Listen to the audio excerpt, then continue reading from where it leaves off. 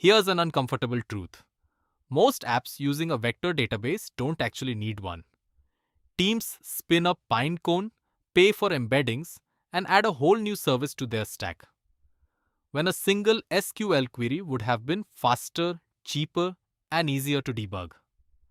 Vector databases are brilliant for the right problem, but reaching for one by default is one of the biggest architectural mistakes in AI engineering today.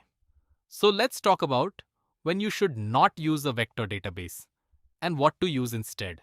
Quick refresher. A vector database stores embeddings, long lists of numbers that capture the meaning of text, images, or audio.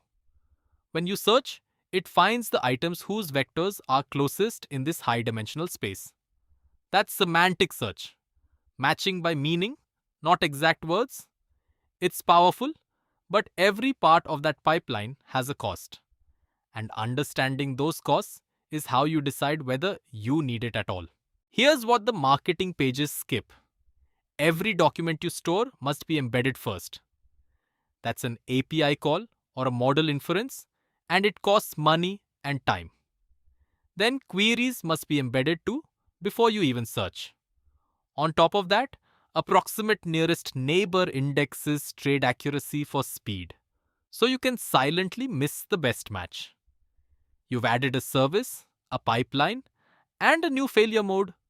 For some apps, that's worth it. For many, it absolutely is not. Let's start with the most underrated alternative: plain keyword search.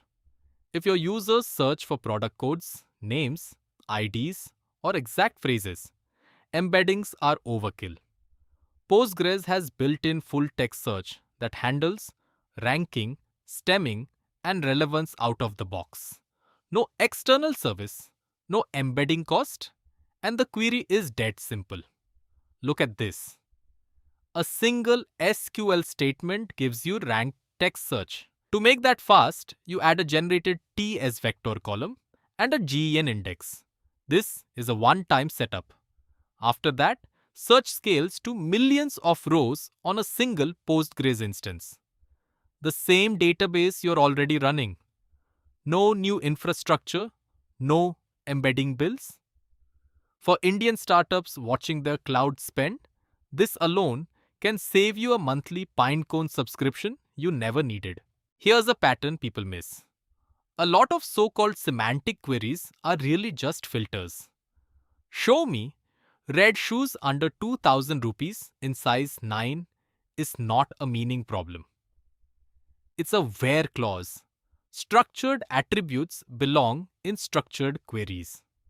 If your data has clean fields like category, price, and status, a relational query is faster and infinitely more predictable than a fuzzy vector match. Sometimes you don't need search at all.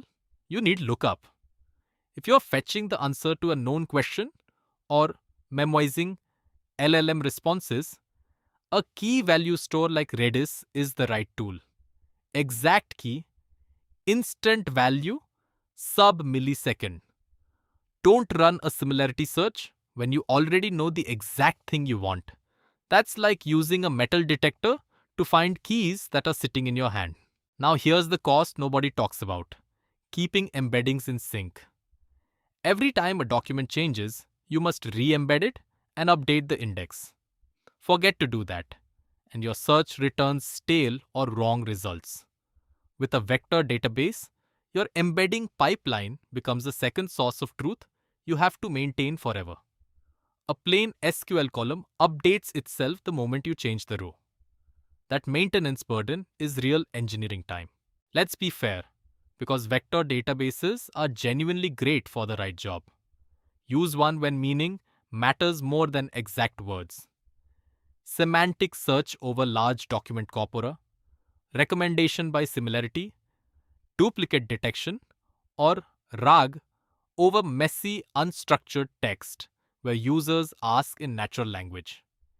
If you can't predict the words users will type and the relationship is conceptual, embeddings shine. The key is matching the tool to the problem, not the hype. Here's the option that beats both extremes for most teams: pgvector. It's a Postgres extension that adds vector search to the database you already have. You get embeddings and your relational data, metadata filters, and transactions in one place. No separate service to sync. For anything below a few million vectors, this is often all you need. Look how little code it takes to enable it. The real power move is combining both. With pgvector, you can apply a hard SQL filter, category, tenant, date range, and then do similarity ranking only on the rows that survive. This is hybrid search, and it's faster and more accurate than pure vector search because you've shrunk the candidate set first. A standalone vector database makes this awkward. In Postgres, it's one query. Let's see the difference in practice. Here's a benchmark comparing a plain indexed SQL filter against a full vector search round trip, including embedding the query. The exact query returns in single-digit milliseconds. The vector path spends most of its time just generating the embedding before it even searches. When you don't need meaning matching, that overhead is pure waste. So here's a simple framework. Ask 3 questions. 1. Do users search by exact terms or known fields? Then use SQL or full text search. 2. Is the query about meaning over messy text you can't predict? Then you have a real vector use case. 3. Do you need both filtering and similarity? Reach for pgvector before a standalone service. Start simple and only add a dedicated vector database when you've actually outgrown Postgres. How do you know when you've genuinely outgrown pgvector? Watch for these signals. Tens of millions of vectors, query latency creeping past your budget even after tuning, or needing advanced index types and horizontal sharding. That's when a dedicated vector database like Qdrant, VV8, or Pinecone earns its place. Until you see those signals, adding one is premature optimization. Solving a problem you don't have yet. Let's tie it all back. The smartest engineers don't ask which vector database.